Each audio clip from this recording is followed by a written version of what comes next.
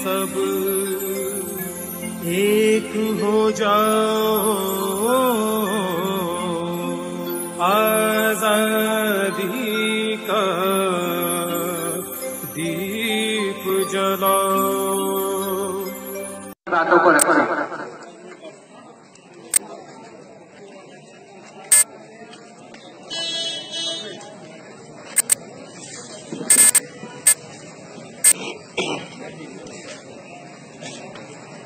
साथियों, सबको हमारी तरफ से सलाम और जोहार। मैं कामले साहब की बात को बड़ी ध्यान से सुन रहा था। उम्मीद है आप लोगों को उनकी बातों का समझ मिला है।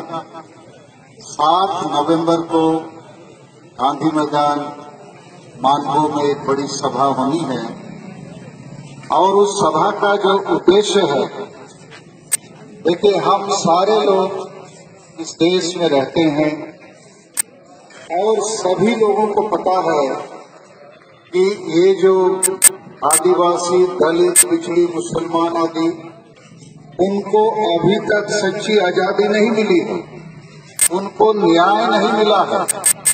तो इसके लिए हम भी दोषीदार हैं, क्योंकि हम खासकर ये जो मुसलमान और आदिवासी हैं, मैं अपने तजुर्बे से ऐसा महसूस करता हूँ कि मुसलमान भाई उनको डरा के वोट दिलाने का काम होता है और आदिवासी को अणिया, दारू, चखना, धोती, साड़ी, रुपया दिला के वोट दिलाया जाता है।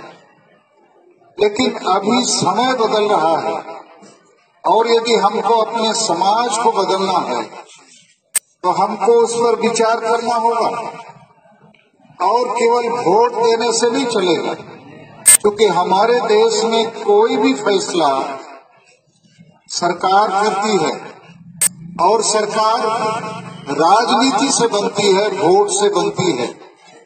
तो अचूक वाली बात ये है कि आदिवासी, दलित, पिछड़े, मुसलमान और भी जो अल्पसंख्यक हैं, हमारी आबादी देश में 100 में 85 है, लेकिन मुसलमान भी वोट बैंक बने हुए हैं, आदिवासी भी वोट बैंक बने हुए हैं।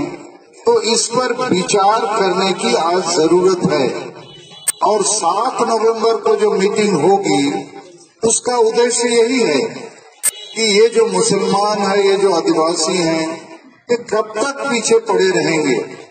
तो इसको समझने के लिए मैं आपसे अपील करूंगा कि आप लोग आइए, डरिए मत, और नहीं तो